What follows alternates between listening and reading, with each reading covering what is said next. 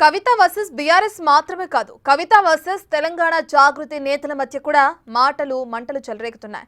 తాను 27 ఏళ్ల వయసులో చిన్న బిడ్డనెత్తుకుని వచ్చినప్పటి నుంచి రోడ్ల మీద ఉద్యమాలు చేస్తూనే ఉన్నానని అన్నారు కవిత. అయితే మీరలా చేయటం వల్ల మాకేం ఒరగలేదని అన్నారు తెలంగాణ జాగృతి నేతలు. మీ నిర్ణయాల వల్ల మళ్లీ మేము రోడ్డుపై పడ్డామని కూడా హాట్ కామెంట్స్ చేశారు తెలంగాణ జాగృతి నాయకులు.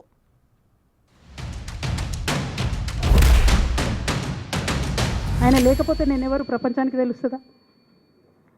నాకెందుకు అవసరం ఉంటుంది? నాకేం కోపం ఉంటుంది కేసీఆర్ గారి మీద? నాకు బీఆర్ఎస్ పార్టీ మీద ఎందుకు కోపం ఉంటుంది?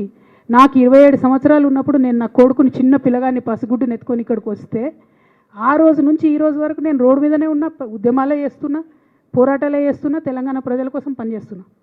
2014 నుంచి అధికారంలో ఉన్నప్పుడు కూడా నా ఇంటి దర్వాజాలు ఎప్పుడు తెలిసే ఉన్నాయి. ఇక్కడున్న మీడియా మిత్రులందరికీ తెలుసు. అధికారంలో ఉన్నా లేకున్నా నేను గిట్లనే ఉన్నా.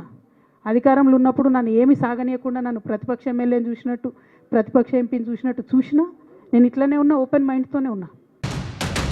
మీ వ్యక్తిగత ఎజెండాతోని ఇవాళ మీరు 2 సార్లు ఎంపీగా అవకాశాలు వచ్చినాయి, 2 సార్లు ఎమ్మెల్సీగా అవకాశం వచ్చినాయి.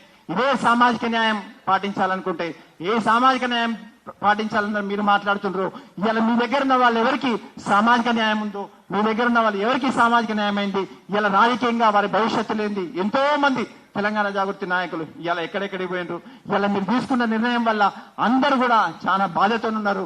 వాళ్ళందరూ కూడా వాళ్ళ జీవితాలు ఈ 18-19 సంవత్సరాలు పనిచేసిండ్రు. వాళ్ళ జీవితాలు ఇవాళ ఏం కావాలి?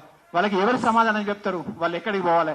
ఇలా మీరు ఏ రాత్రన్నా పగలన్నా ఏ మీటింగ్ అయినా కూడా రాత్రి పగలు మీకోసం పనిచేసినాం. మీరు ఇలా తీసుకున్న నిర్ణయం పట్ల మేమందరం కూడా చాలా బాధగా ఉంది.